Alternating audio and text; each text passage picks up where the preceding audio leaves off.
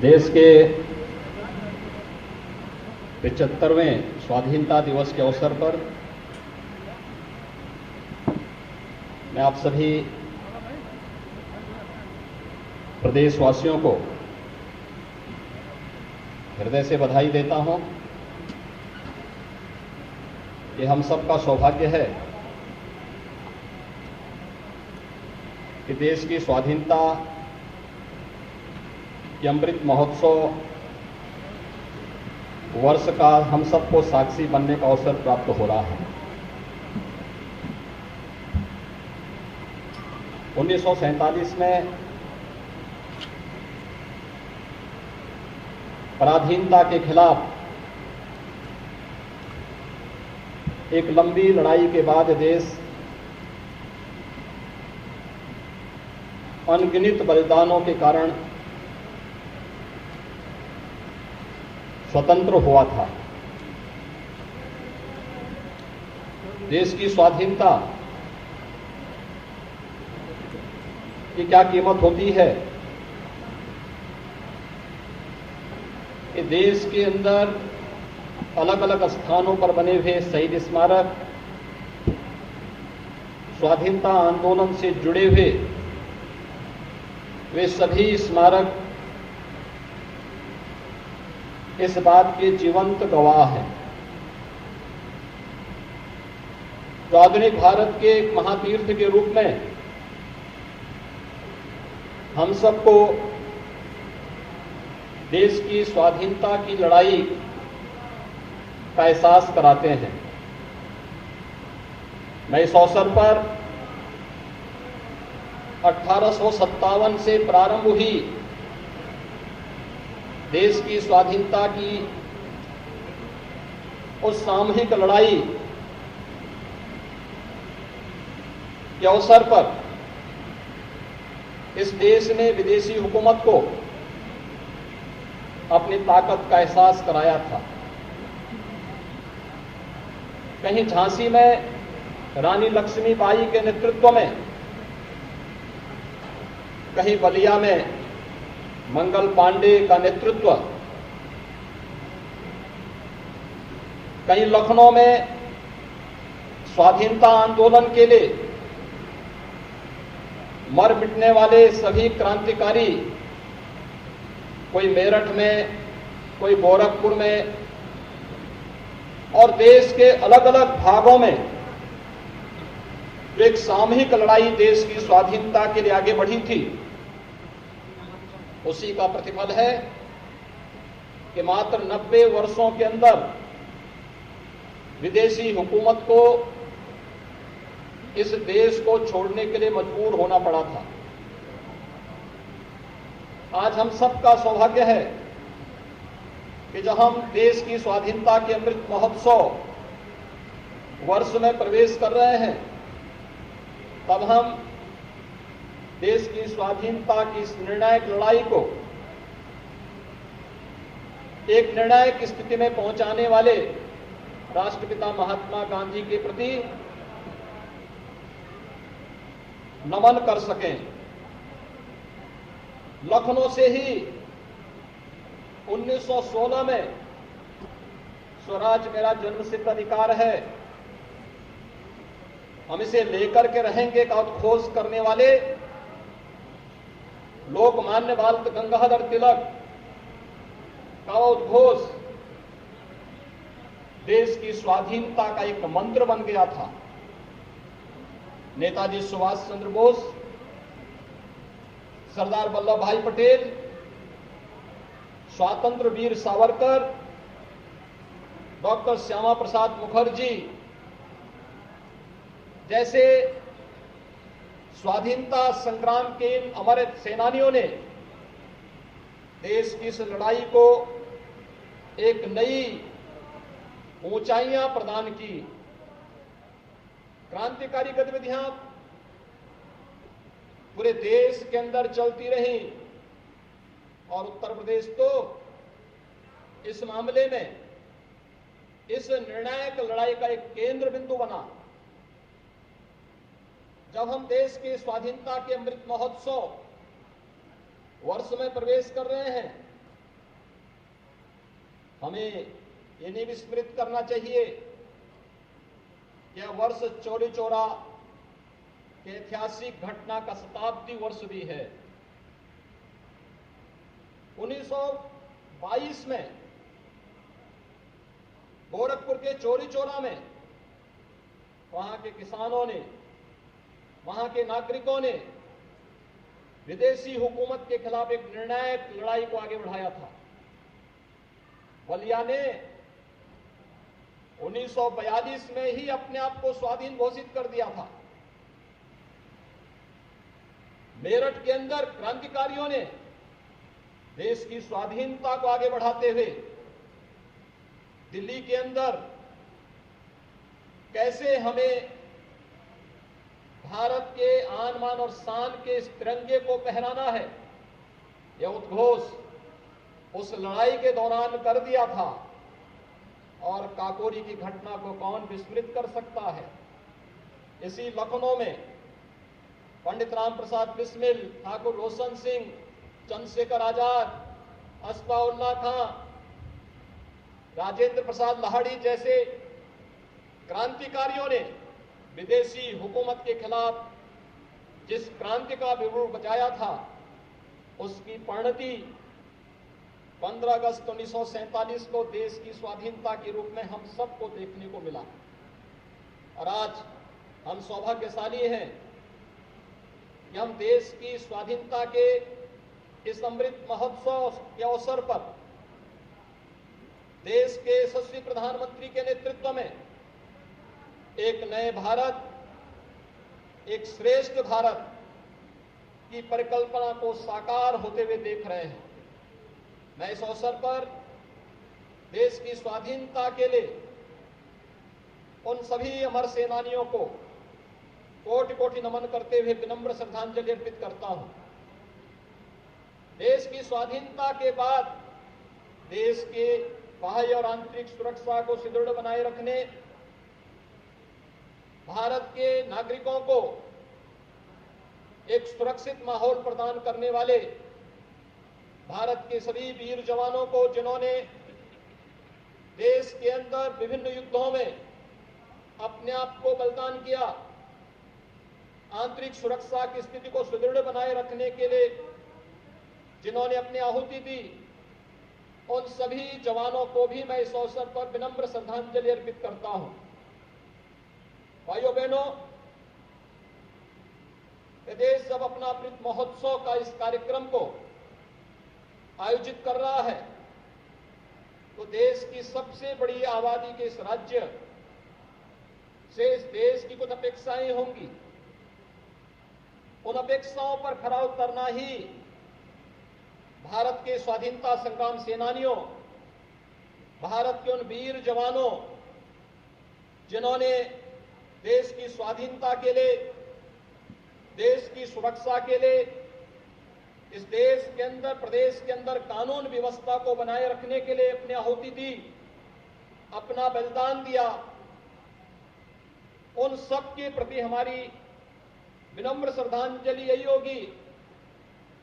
कि हम लोग अपने अपने क्षेत्र में अपने कर्तव्यों का पालन करें। यही हमारे लिए हमारा राष्ट्र धर्म भी है।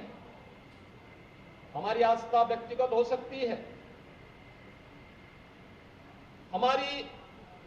अपनी पूजा पद्धति विशिष्ट हो सकती है, लेकिन जब हम राष्ट्र के परिप्रेक्ष्य में सोचते हैं तो हमारा कर्तव्य ही हमारा धर्म होता है। और अपने उस कर्तव्य का ईमानदारी पूर्वक निर्वहन, यही राष्ट्र धर्म, अगर प्रदेश का हर नागरिक पूरी ईमानदारी और प्रतिबद्धता के साथ इसका पालन करने लग जाए, तो भारत को प्रधानमंत्री मोदी जी ने जिस एक नए भारत की परिकल्पना को साकार करने के लिए भारत के प्रत्येक नागरिक से अपेक्षा की है, वह एक स्वच्छ भारत, एक स्वस्थ भारत, एक समृद्ध भारत, एक नया भारत और एक श्रेष्ठ भारत की इस परिकल्पना को साकार करने में कोई देर नहीं लगेगी। अमृत महोत्सव वर्ष ऐसे समय में हमारे सामने है जब वैश्विक महामारी कोरोना पूरी दुनिया को पस्त किए हुए है, लेकिन कोरोना महामारी के ही बीच से रास्ता निकाल करके जीवन और जीविका को बचाने के लिए जो एक नई प्रतिस्पर्धा प्रारंभ हुई है, हम सब उसके बीच से रास्ता बनाते हुए आगे बढ़ रहे हैं। हम देश के उन सभी वैज्ञानिकों का अभिनंदन करते हैं जिन्होंने पहली बार किसी एक बीमारी के खिलाफ मात्र 9 माह के अंदर प्रधानमंत्री मोदी जी के नेतृत्व में 2 वैक्सीन देकर के इस देश को एक सुरक्षा कवच भी प्रदान किया है। कोरोना के खिलाफ चल रही है लड़ाई, चाहे वह टेस्ट में हर एक क्षेत्र को आत्मनिर्भर बनाने का हो। उत्तर प्रदेश ने लड़ाई 0 से प्रारंभ की और आज हम प्रदेश के अंदर 4 लाख कोरोना टेस्ट प्रतिदिन करने की क्षमता हासिल कर चुके हैं। देश के अंदर सर्वाधिक टेस्ट करने वाला राज्य उत्तर प्रदेश है। लगभग 7 करोड़ टेस्ट अब तक हम लोग संपन्न करने जा रहे हैं। देश के अंदर कोरोना के उपचार के लिए प्रत्येक नागरिक को मुफ्त में उपचार की सुविधा उपलब्ध हो सके, इस लड़ाई को आगे बढ़ाने के लिए जो कार्यक्रम आगे बढ़े, उत्तर प्रदेश ने इसमें कुछ सफल मॉडल भी देश के सामने प्रस्तुत किए, जिसकी सर्वत्र प्रशंसा हुई। लेकिन इसके साथ ही देश के अंदर प्रत्येक नागरिक को कोरोना से सुरक्षा कवच प्रदान करने के लिए मुफ्त में वैक्सीन,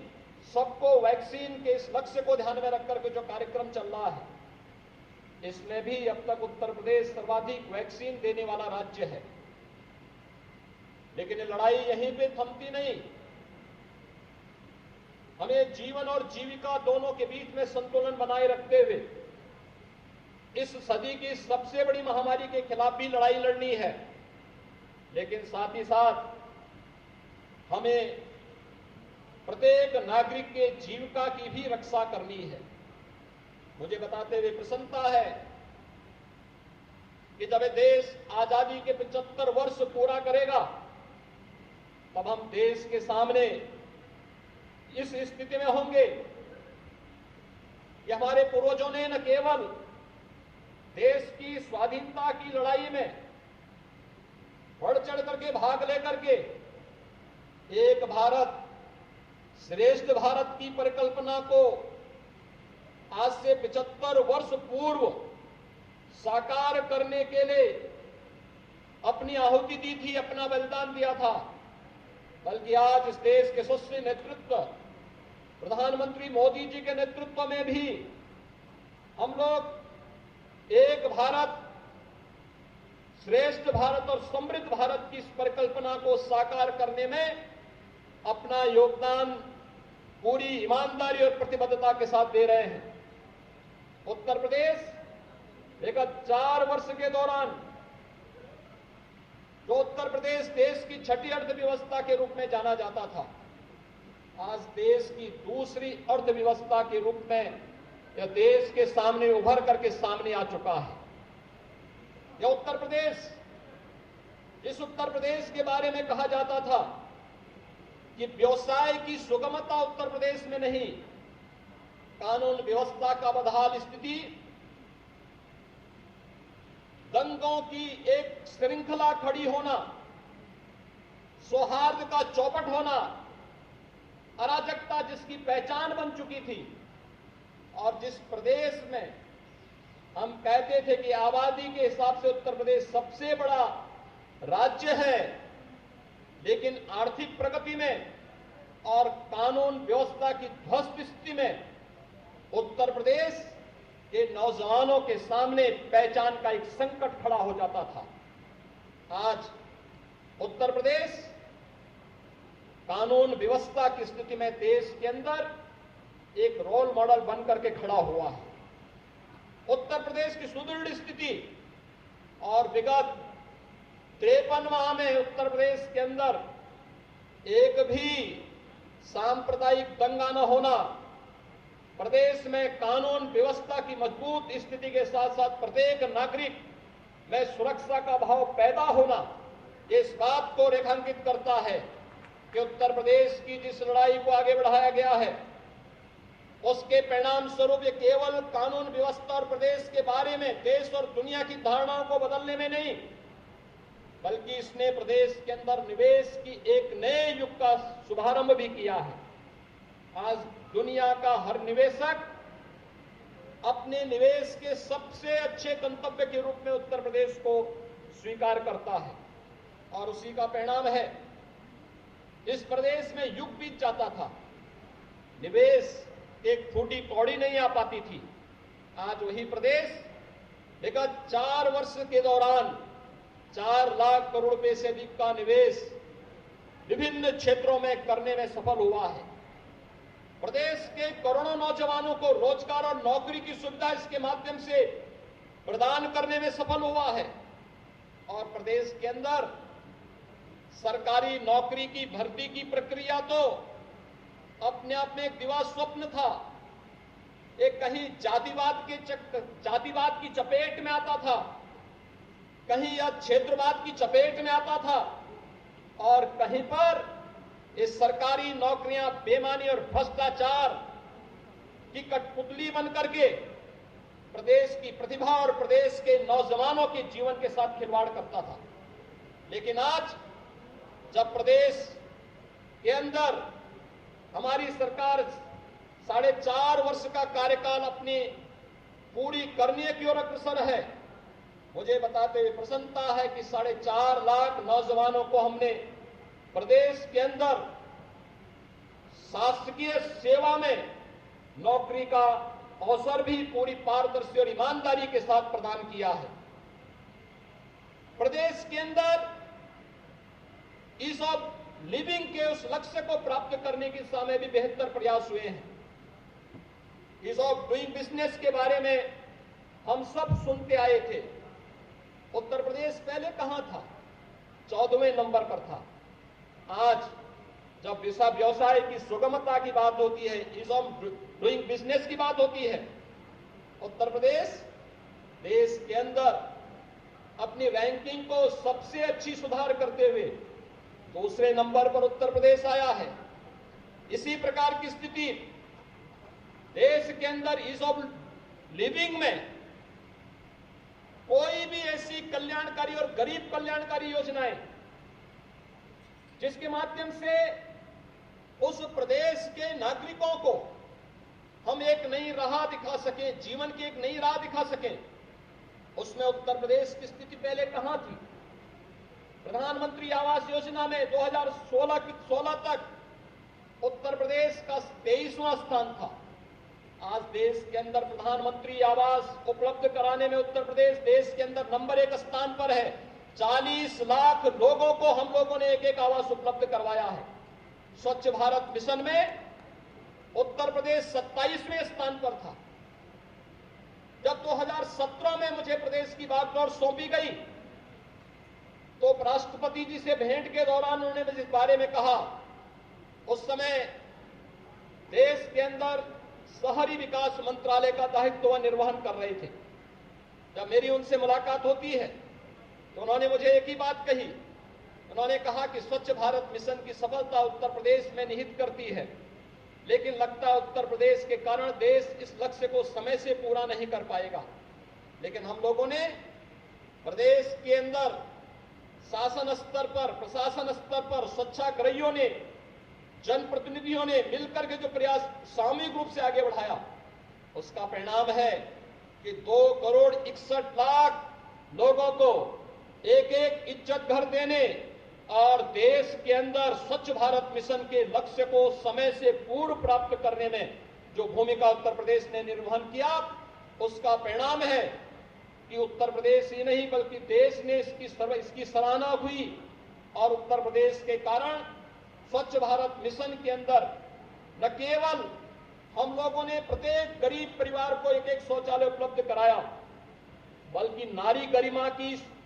रक्षा के साथ ही आम नागरिक के स्वास्थ्य को भी आगे बढ़ाने में मदद मिली। मुझे याद है पूर्वी उत्तर प्रदेश में 1977 से गोरखपुर और बस्ती कमिश्नरी में और 38 ऐसे जनपद थे प्रदेश के जहां पर बड़े पैमाने पर बच्चों की मौतें होती थी। ये मस्तिष्क ज्वर से बहुत सारी जगह में उस बीमारी को लोग अज्ञात बीमारी कह करके मौत के सिलसिले को आगे बढ़ने देते थे। लोग ये मान करके कि मरने वाला बच्चा गरीब है, अल्पसंख्यक या अनुसूचित जाति से जुड़ा हुआ है, उन्हें केवल वोट बैंक तक सीमित करके रख देते थे। जब ये बच्चे तड़पते थे कोई उनका हाल नहीं लेता था। 1977 से लेकर के जो सिलसिला प्रारंभ हुआ 2017 तक मौत का सिलसिला चलता रहा। स्वच्छ भारत मिशन और प्रदेश सरकार के द्वारा अंतर विभागीय समन्वय के माध्यम से जिस अभियान को हम लोगों ने आगे बढ़ाया, आज उसका परिणाम है कि पूर्वी उत्तर प्रदेश समेत 38 जनपदों में इंसेफ्लाइटिस के इस कहर को पूरी तरह नियंत्रित करने में हमें सफलता प्राप्त हुई। 95% मौत के आंकड़ों को पूरी तरह नियंत्रित करने में हमें सफलता प्राप्त हुई है। अब इंसेफ्लाइटिस से हर एक बच्चे की जान बचाने का इंफ्रास्ट्रक्चर भी हमारे पास है और उस प्रकार के अभियान को पूरी प्रतिबद्धता के साथ आगे बढ़ाने के लिए हमारा तंत्र पूरी मजबूती के साथ आगे बढ़ रहा है। प्रदेश के अंदर बेरोजगारी की चर्चा होती थी। 2017 में प्रदेश के अंदर बेरोजगारी की दर 17% से अधिक थी, लेकिन नए जो ताजे आंकड़े हैं, प्रदेश के अंदर जो निवेश हुए हैं, प्रदेश के अंदर स्वतः रोजगार के जो अवसर उपलब्ध कराए गए हैं, इन सब का परिणाम है कि आज बेरोजगारी की दर को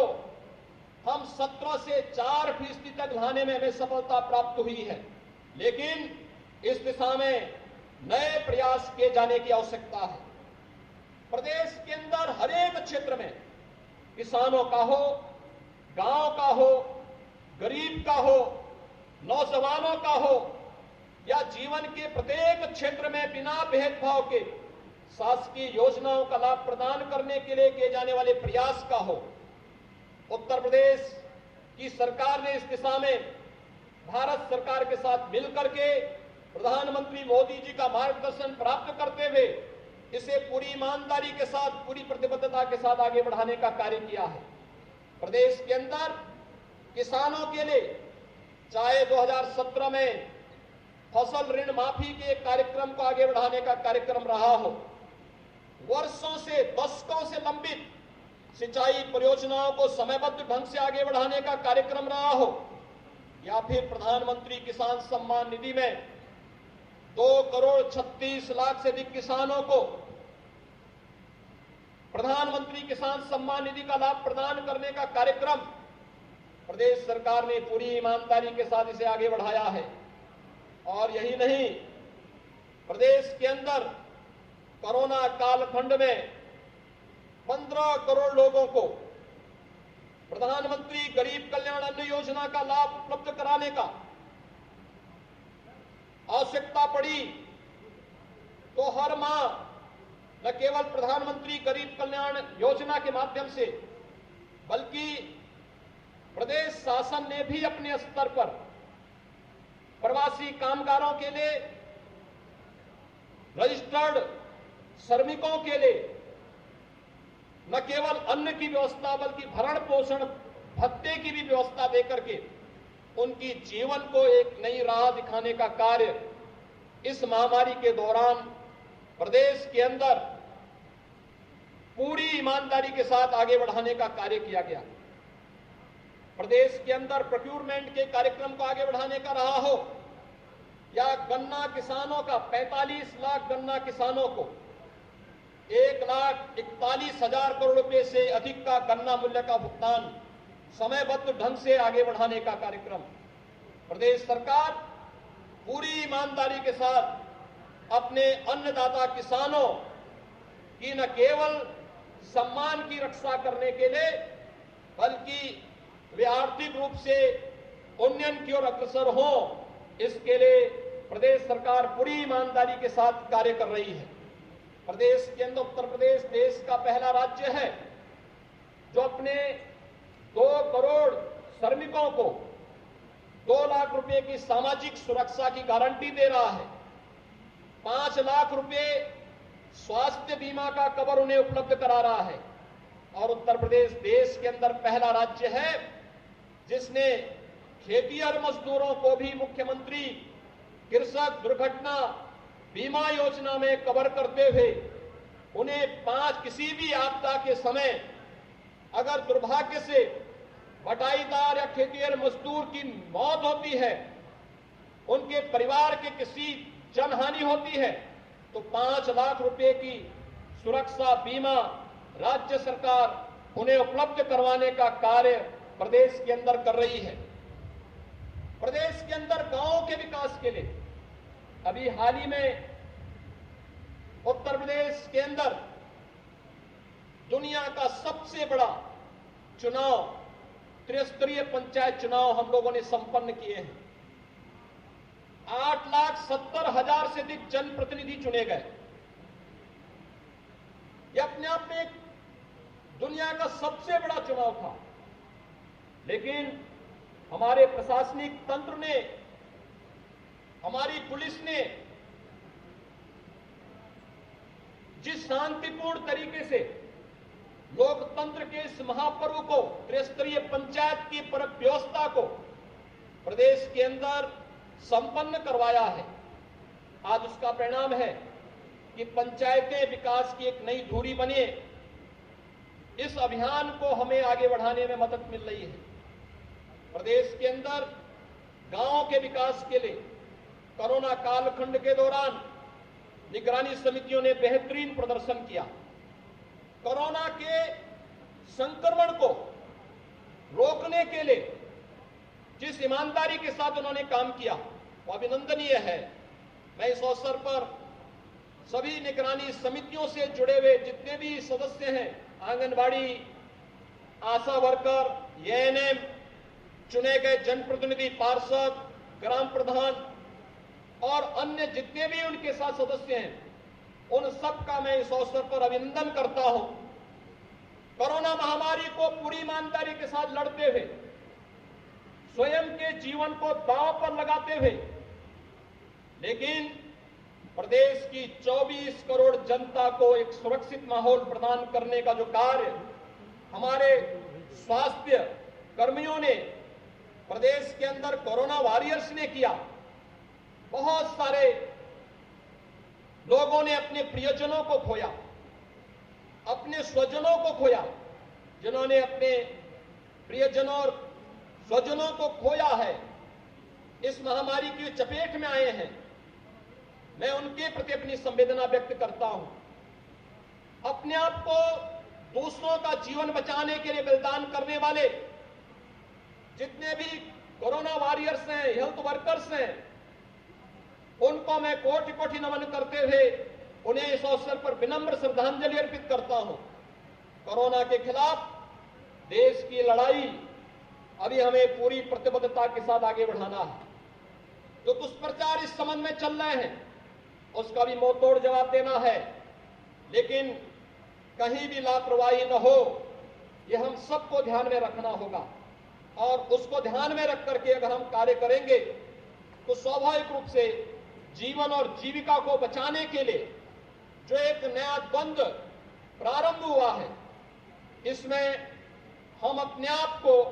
और प्रत्येक नागरिक के जीवन को बचाने में सफलता प्राप्त होगी। प्रदेश ने इस दौरान महिला सुरक्षा और उनके सम्मान और स्वावलंबन के लिए भी विभिन्न प्रकार के कार्यक्रम प्रदेश के अंदर आयोजित हुए हैं। मुझे बताते हुए प्रसन्नता है कि 2017 में जब हम लोग आए थे, एंटी रोमियो स्क्वाड के माध्यम से ध्यान में रख करके अगर हम कार्य करेंगे तो स्वाभाविक रूप से जीवन और जीविका को बचाने के लिए जो एक एक नया द्वंद्व प्रारंभ हुआ है। इसमें हम अपने आप को और प्रत्येक नागरिक के जीवन को बचाने में सफलता प्राप्त होगी। प्रदेश ने इस दौरान महिला सुरक्षा और उनके सम्मान और स्वावलंबन के लिए भी विभिन्न प्रकार के कार्यक्रम प्रदेश के अंदर आयोजित हुए हैं। मुझे बताते हुए प्रसन्नता है कि 2017 में जब हम लोग आए थे, एंटी रोमियो स्क्वाड के माध्यम से बालिकाओं को एक सुरक्षित माहौल प्रदान करने का जो कार्यक्रम 2017 में प्रारंभ हुआ, आज वो मिशन शक्ति के रूप में नारी गरिमा, उनकी सुरक्षा, उनका सम्मान और उनके स्वावलंबन की दिशा में अग्रसर होते हुए कार्य कर रहा है। प्रत्येक थाने में एक एक महिला बूथ की स्थापना, प्रत्येक विद्यालय में महिलाओं के लिए अलग से टॉयलेट की व्यवस्था, प्रदेश के अंदर प्रत्येक ग्राम पंचायत में बैंकिंग कॉरेस्पॉन्डेंट सखी की नियुक्ति और प्रदेश के अंदर निराश्रित हुई उन सभी बहनों के लिए जिन्होंने अपने परिवार के अभिभावक को खोया है, उनको किसी योजना के साथ जोड़ते हुए उनके स्वावलंबन के लिए उठाए जाने वाले कदम हो या उन्हें पेंशन की एक राशि उनके उपलब्ध करवाने की कार्रवाई, कोरोना कालखंड में जिन बच्चों ने अपने अभिभावक को खोया है, मुख्यमंत्री बाल सेवा योजना उनके लिए लागू की जा चुकी है। प्रदेश के अंदर श्रमिकों के बच्चों के लिए अटल आवासीय विद्यालय के माध्यम से आधुनिक शिक्षा की व्यवस्था, ये उन सभी कार्यक्रमों को आगे बढ़ाने की श्रृंखला का एक हिस्सा है, जिसे हम पूरी ईमानदारी के साथ अपना दायित्व का निर्वहन मानते हुए प्रदेश के अंदर करना चाहते हैं। और यह कार्यक्रम पूरी एक एक महिला बूथ की स्थापना, प्रत्येक विद्यालय में महिलाओं के लिए अलग से टॉयलेट की व्यवस्था, प्रदेश के अंदर प्रत्येक ग्राम पंचायत में बैंकिंग कॉरेस्पॉन्डेंट सखी की नियुक्ति और प्रदेश के अंदर निराश्रित हुई उन सभी बहनों के लिए जिन्होंने अपने परिवार के अभिभावक को खोया है, उनको किसी योजना के साथ जोड़ते हुए उनके स्वावलंबन के लिए उठाए जाने वाले कदम हो या उन्हें पेंशन की एक राशि उनके उपलब्ध करवाने की कार्रवाई, कोरोना कालखंड में जिन बच्चों ने अपने अभिभावक को खोया है, मुख्यमंत्री बाल सेवा योजना उनके लिए लागू की जा चुकी है। प्रदेश के अंदर श्रमिकों के बच्चों के लिए अटल आवासीय विद्यालय के माध्यम से आधुनिक शिक्षा की व्यवस्था, ये उन सभी कार्यक्रमों को आगे बढ़ाने की श्रृंखला का एक हिस्सा है, जिसे हम पूरी ईमानदारी के साथ अपना दायित्व का निर्वहन मानते हुए प्रदेश के अंदर करना चाहते हैं। और यह कार्यक्रम पूरी प्रतिबद्धता के साथ आगे बढ़ रहे हैं। आज प्रदेश के अंदर इंफ्रास्ट्रक्चर के जो कार्यक्रम चल रहे हैं, चाहे वह इंटर स्टेट कनेक्टिविटी को मजबूत करने का हो, प्रदेश के अंदर एक्सप्रेस हाईवेज के माध्यम से औद्योगिक विकास का हो, या फिर देश के परंपरागत उद्यम को आगे बढ़ाने, प्रदेश के अंदर मेट्रो एयर कनेक्टिविटी को मजबूती प्रदान करने का हो, हर एक क्षेत्र में राज्य सरकार ने पूरी ईमानदारी के साथ कदम बढ़ाते हुए एक नए भारत का, एक नए उत्तर प्रदेश की ओर कदम बढ़ाते हुए उत्तर प्रदेश अब देश के बीमारू राज्यों से उभर करके एक विकास की ओर उन्मुख एक विकसित उत्तर प्रदेश के रूप में देश के सामने आ चुका है। और इस अवसर पर जब हम देश के स्वाधीनता दिवस के अमृत महोत्सव कार्यक्रम के साथ इस वर्ष में प्रवेश कर रहे हैं, हमारी देश के प्रति कुछ जवाबदेही है। जो कार्य अब तक किया है इसको ईमानदारी के साथ आगे बढ़ाना, और जो कार्य बाकी रह गए हैं उन्हें भी तेजी के साथ आगे बढ़ाने के लिए कार्य योजना बनाने के साथ साथ उसे लागू करने के लिए अभी से प्रयास प्रारंभ करना, और इस दिशा में होने वाले सभी प्रयासों के साथ शासन हर प्रकार का सहयोग करेगा। आज के इस अवसर पर प्रदेश के अंदर बेहतर कानून व्यवस्था की स्थिति बनाने के लिए मुझे बताते हुए प्रसन्नता है कि प्रदेश के अंदर 9 हमारे पुलिस अधिकारी और कर्मियों को पुलिस मेडल फॉर गैलेंट्री का प्राप्त हुआ है। प्रेसिडेंट पुलिस मेडल के रूप में 4 पुलिस अधिकारी और कर्मियों को सम्मानित किया गया है। पुलिस मेडल यानी पुलिस पदक के रूप में 73 हमारे अधिकारी और पुलिसकर्मी इसके लिए चयनित हुए हैं। मैं इन सबको हृदय से बधाई देता हूं, अपनी शुभकामनाएं देता हूं। आज मुख्यमंत्री उत्कृष्ट सेवा पुलिस पदक के लिए भी हमारे 5 पुलिस अधिकारी और पुलिसकर्मी चयनित हुए हैं। मैं इन सबको, जिनमें Shri Brajbhushan ADG police Varanasi, Shrimati Lakshmi Singh IG police Lucknow range, Shrimati Indu Siddharth deputy SP police Moradabad, Shri Champion Lal निरीक्षक एटीएस और श्री रितुल कुमार वर्मा आरक्षी एसटीएफ, इन सबका मुख्यमंत्री उत्कृष्ट सेवा पुलिस पदक के लिए चयनित होने पर हृदय से बधाई देता हूं। अब आप सबको स्वाधीनता दिवस की बधाई देते हुए अपनी शुभकामनाएं देता हूं कि अमृत महोत्सव वर्ष हम सबको एक नए उत्तर प्रदेश के रूप में देश को आगे बढ़ाने की एक नई शक्ति प्रदान करें। आप सबका जीवन मंगलमय हो, इस विश्वास के साथ हम सब देश की आजादी के लिए अपने प्राणों की आहुति देने वाले उन महान क्रांतिकारियों पंडित राम प्रसाद बिस्मिल, ठाकुर रोशन सिंह, चंद्रशेखर आजाद, सरदार भगत सिंह और अस्फाउल्लाह खां जैसे उन सभी महान क्रांतिकारियों के सपनों को साकार करने के लिए हम सब पूरी ईमानदारी के साथ कार्य कर सकें। इस विश्वास के साथ अमृत महोत्सव वर्ष पर आप सबका अभिनंदन करते हुए आपको बधाई देता हूं, शुभकामनाएं देता हूं। जय हिंद।